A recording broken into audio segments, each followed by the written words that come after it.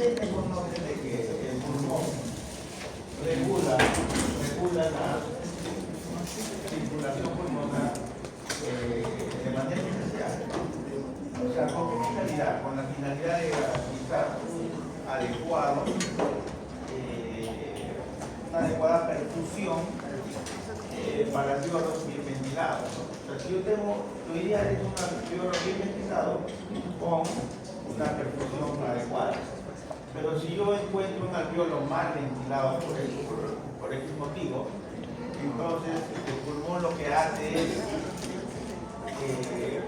redistribuir su flujo de tal forma que para ese alveolo mal ventilado pues le llegue poca perfusión y que esa poca perfusión más bien sea digamos desplazada hacia zonas bien ventiladas, ¿no? Para de esa manera tratar de atenuar ese déficit, ¿no? que se traduciría en hipoxemia. O sea, una manera de prevenir hipoxemia es mediante la vasoconstricción pulmonar. Precisamente acá tenemos que esa vasoconstricción pulmonar se va a hacer a través del músculo lírico. No está el brasileño. Ah, sí, me sale, ¿no? ¿Qué pasó?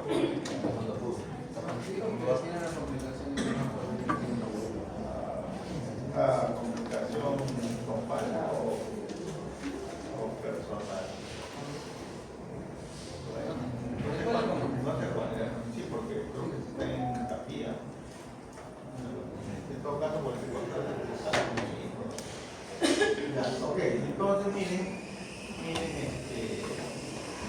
a través del músculo liso, regula el flujo, ¿no? Y como están viendo, eso tiene una finalidad, ¿no? De garantizar un correcto intercambio gaseoso, ¿ya? Aquí tenemos precisamente un flujo, una ventilación, que son alveolos bien ventilados, ¿no? Y están efectivamente bien permitidos. Pero aquí vemos, esto que está de color turquesa, es un alveolo mal ventilado, ¿ya? ¿Y qué va a suceder? En ese capilar que va a reducir con ese alveolo, va a haber vasoconstricción y de esa manera se distribuye el flujo hacia alveolos mejor ventilados. ¿Ya? Ahora, para que este músculo liso que se encuentra en las paredes de las arterias pulmonares o arteriolas pulmonares, no en los capilares, ¿ah? Los capilares tienen paredes musculares. No, entonces básicamente es una arteriola que básicamente es arterias, ¿no? Entonces, para que se dé eso, tenemos que contar con un sistema de detección de hipoxemia. O sea, esta célula muscular tiene que tener un sistema de detección de hipoxemia. Y quienes no solamente lo van a tener la pared de músculo liso, sino también lo van a tener, aparte de las células musculares lisas, las células endoteliales. En el caso, por ejemplo, de los capilares, que sí tienen células endoteliales, van a tener células que capten hipoxemia. Las células brómicas del cuerpo carotídeo, ya hemos visto cómo las células brómicas captan, o sea, detectan hipoxemia, y mediante tres teorías que explicamos en su momento, lo que pudiera el cierre de los canales de portal para que se aperture el canal de gas.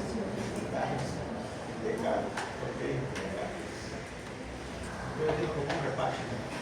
Ahí va. El doctor Mamá estaría, no creo que esté considerado repaso. O el doctor Roncero.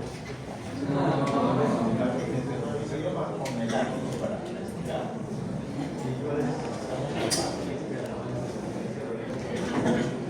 O sea, mi idea es que aprueben los que deben aprobar. Es así de simple. Los que deben aprobar, ellos tienen que aprobar. Y los que deben sacar, no hay secreto. Pero también los miofibroblastos renales, los miofibroblastos renales. ¿Por qué? Porque ustedes habrán visto pues, que cuando hay hipoxemia hay una sustancia que se produce. ¿Cuál será? La eritropoyetina, ¿no? ¿Para qué? Para que produzca glóbulos, más glóbulos rojos, ¿no? De esta manera, por eso que las personas que viven en las alturas tienen glóbulos rojos elevados. ¿Por qué? Porque el cuerpo se agasa. Entonces tenemos nosotros a los miofibroblastos renales, tenemos también a los cuerpos epiteliares en las células respiratorias, en las células cromáticas adrenocelulares. Miren, estas células que detectan hipoglucemia van a tener algunos una respuesta aguda y algunos una respuesta crónica. Por ejemplo, las células musculares lisas vasculares, su respuesta tiene que ser aguda porque queremos un cambio ya, es decir, vasoconstricción ya. Pero el resto es cuando hay una hipoxia crónica, ¿no? La eritropoyetina, para que produzca glóbulos rojos, no va a ser ya, no así. Ustedes saben cuánto tiempo demora la producción de glóbulos rojos, ¿no? Igual las células cromáticas, ¿no? Estos son cambios ante una situación crónica, una hipoxia crónica, como van a haber formación de ciertos cambios que voy a explicar más adelante, pero que demandan tiempo, ¿ya? Demandan tiempo. Pero lo que tiene que ser inmediato es la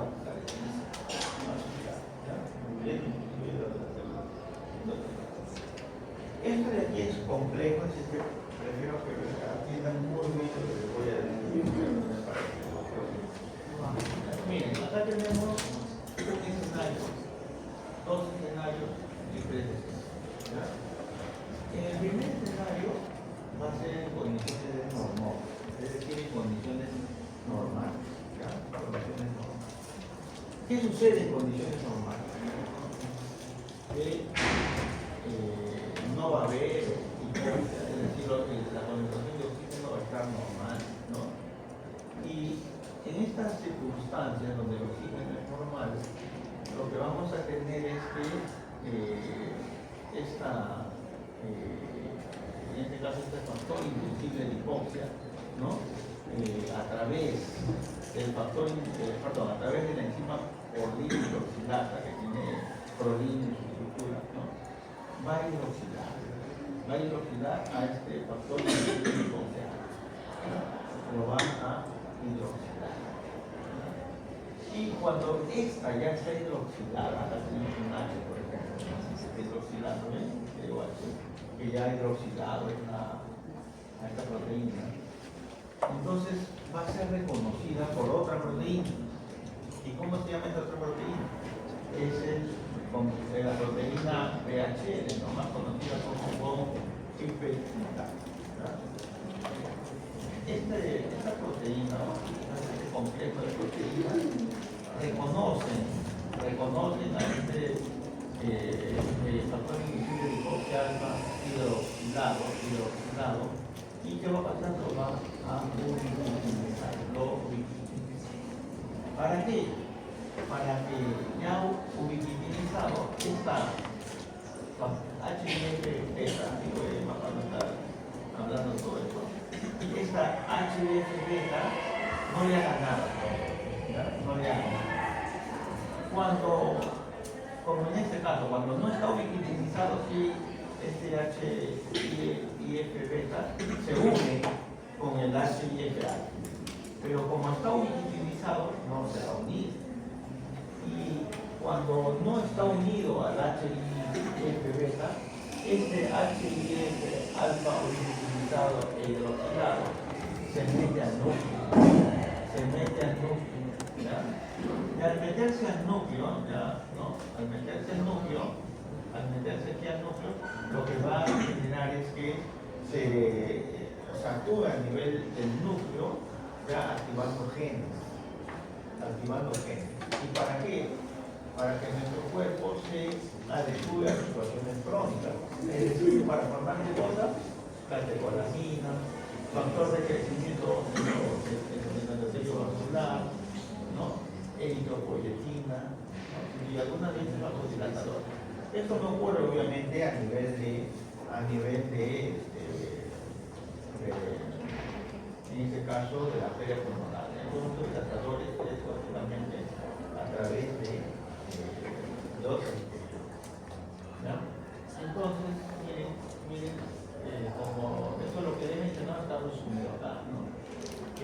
las células que contienen el factor invisible de hipóxia, en condiciones normales se encuentran en ella, es ubiquitinizado, ya está, ¿no? Gracias a la enzima por dihidroxilasa. Lo hidroxila y al ser hidroxilado hace que el complejo VIH ¿no? lo reconozca y lo para que esto pueda ingresar directamente al núcleo y no sea atacado por esta, entre comillas, por esta HIF. ¿Okay? ¿Alguna pregunta hasta aquí en esta parte? Ahora vamos a ver el otro escenario, es un escenario de hipóxia. Una pregunta, ¿podría volver a repetir el nombre de la enzima PHD? Ya, este es el complejo von Hippel-Lindau. Von Hippel-Lindau.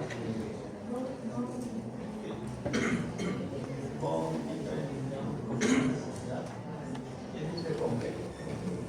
Ahora vamos a ver el segundo caso, de hipoxia.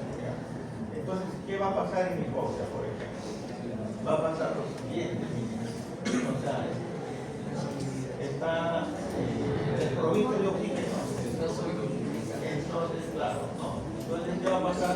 Que esta HIF alfa no es reconocida por este complejo PHD y por lo tanto no se utiliza.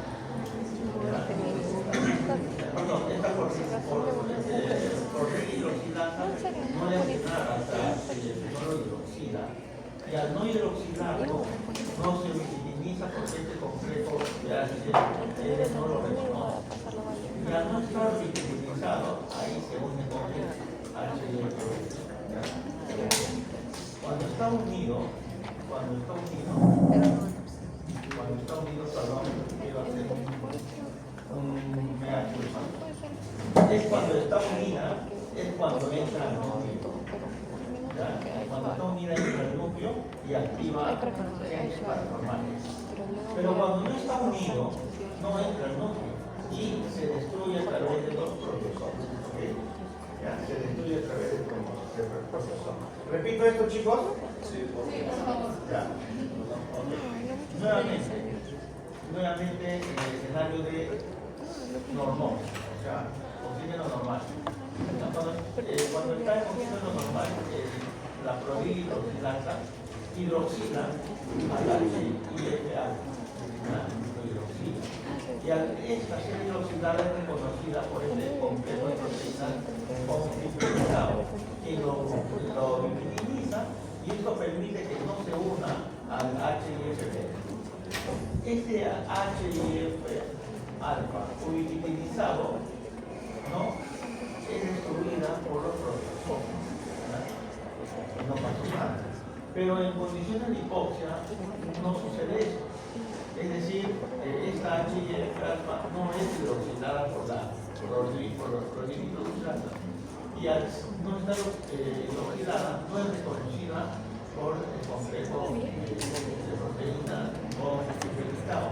No lo utiliza y de eso se aprovecha el HIF beta, se une al HIF alfa y de esa manera se puede ingresar al núcleo y el núcleo activa genes para sustancias que lo que va a hacer es que se adapte, es un proceso adaptativo del cuerpo ante una hipoxia crónica.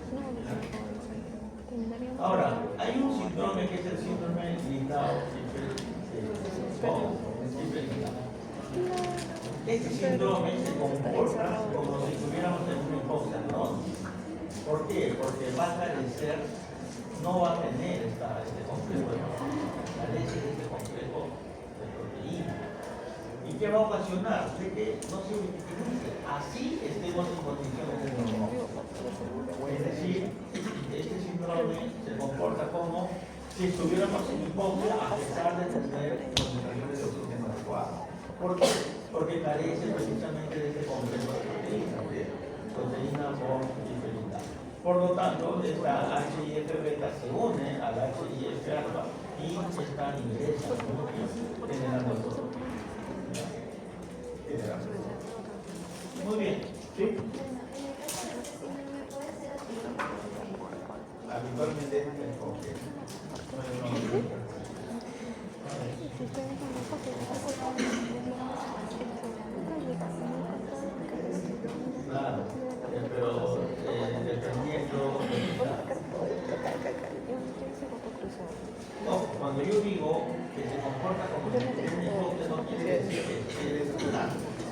nivel de oxígeno va a estar normal, o sea, no se va a parar, no se va a simplemente vamos a tener estas cosas, vamos a tener mayor producción de factores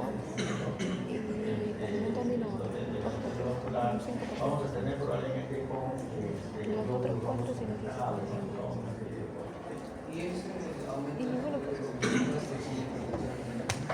más que hipertensión arterial podría producir entonces todo esto va.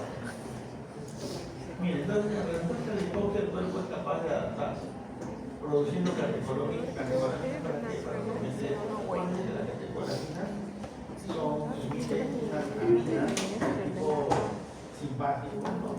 Aumenta la frecuencia respiratoria, aumenta la frecuencia cardíaca, ¿no? Para tratar de completar. Y el factor de crecimiento del endotelio vascular va a generar mayores capilares musculares, va a formar nuevos capilares, puede ser neoangiogénesis. Y esto va a generar mayor cantidad de y también se va a generar la hidropolitina, policitenia, ¿no? Y ustedes ven a una persona que está presente.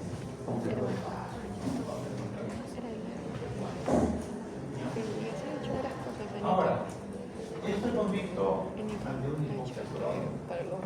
Pero fíjense que responde rápido las células musculares de la arteria pulmonar. ¿Cómo lo hace? A través de detectores. Ya vamos a ver detectores de, en este caso, de O. ¿Y quiénes van a ser estos detectores? Habíamos mencionado que son las células musculares lisas vasculares. Y estos detectores o sensores, que se llaman de alguna manera,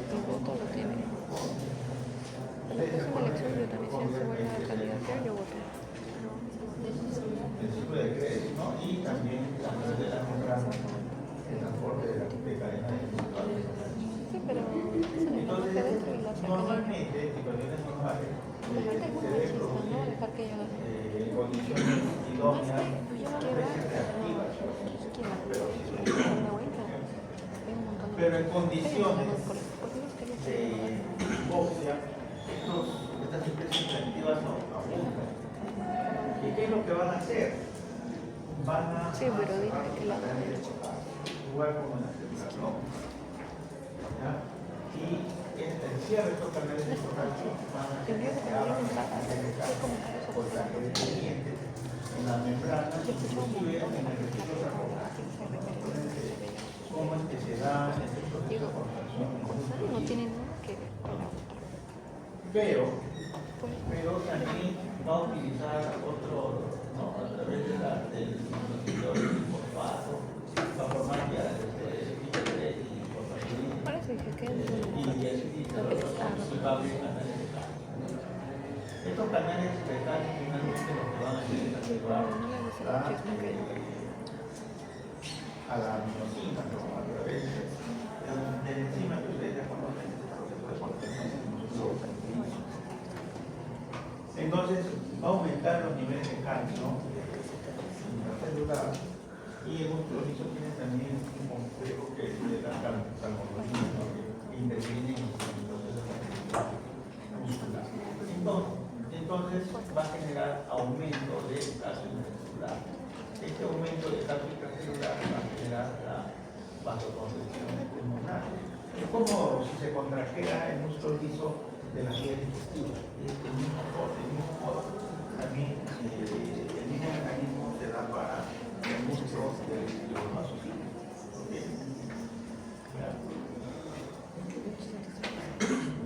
Entonces, acá vemos que debido a la cercanía estrecha entre el alveolo y el capilar pulmonar, el principal determinante de la presión de oxígeno es el flujo de los vasos pulmonares. Perdón, el principal determinante de la presión de oxígeno en el flujo de los vasos pulmonares es la presión alveolar. No es la presión arterial de oxígeno, es la presión alveolar. Tal es así que cuando es el nombre se activa el sistema de vasoconstricción. Como lo vamos a ver aquí. Miren, La izquierda, la otra cosa es más izquierda. la actividad del sistema de vasoconstricción pulmonar se desarrolla cuando la presión de oxígeno arterial, no alveolar, arterial está entre los 85 y 90. ¿No? Entre los 85 y 90. Acá estamos hablando de la arterial, no de la alveolar.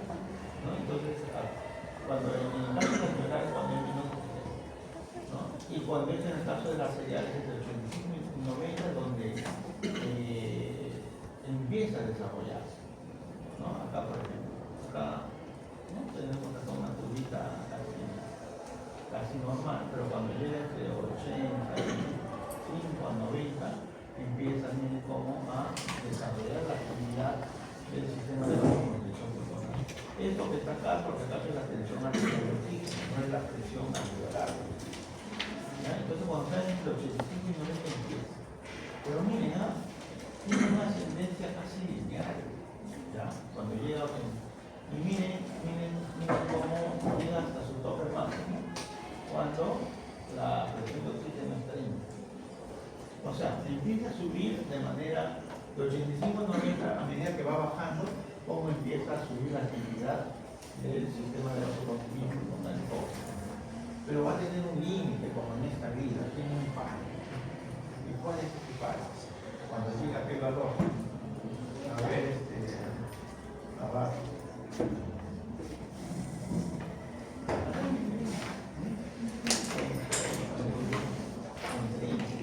¿No? Entonces, a medida que va disminuyendo la tensión arterial, va subiendo la tensión, pero su límite es 30. Y tal es así que cuando baja a 25, 29, 28, 29, ya no tiene que hacer más tiempo. Porque esta actividad se cambia. ¿Okay? Entonces, alcanza su máxima actividad cuando el oxígeno está en luego de esa actividad. Muy bien. Entonces vamos a ver que el pulmón es capaz de regular de manera intrínseca el funcionamiento pulmonar, y que el sistema de vasoconstricción pulmonar está ubicado en las células del músculo liso vascular, quienes se modifican según la presión alveolar de oxígeno. De esta forma, alveolos bien perfundidos, cuando esta presión alveolar es mayor de 90, hay un flujo sanguíneo adecuado. Y alveolos mal perfundidos, cuando la presión alveolar de oxígeno es menor de 70, ahí sí se genera vasoconstricción, redistribución del flujo sanguíneo hacia zonas con correcta ventilación. Aquí tenemos un coeficiente de ventilación perfusión 1, excelente, ¿sí o no? En cambio acá, miren, este alveolo está hipoventilando. Por lo tanto, el coeficiente de ventilación perfusión va a ser menos de 1, ¿no? Va a tender a 0. Entonces acá hay vasoconstricción y se va a redistribuir el flujo hacia zonas mejor ventiladas, ¿cierto? Mejor. Aquí hay un ejemplo típico, ¿no? De los cuales ya no utilizo. Tenemos acá un alveolo 1 o una ventilación 1 de este alveolo y una ventilación 2, una perfusión 1 y una perfusión 2. Acá todo está ok, ¿no? Tenemos prácticamente un coeficiente de ventilación perfusión de 1, ¿no? Pero acá miren, este alveolo B2 en este otro escenario está bien ventilado, pero este alveolo B1 está mal ventilado, ¿no? Porque está subido. Entonces, cuando ya llega a esta presión alveolar menos de 70, se activa el sistema de vasoconstricción pulmonar y lo va a redistribuir a esta zona mejor ventilada. Y miren esta perfusión mucho mayor que inclusive lo normal, ¿no? De esa manera, el sistema de vasoconstricción pulmonar trata de no perjudicar a la persona. ¿Ya? Trata al menos de regular o mantener un equilibrio. Esto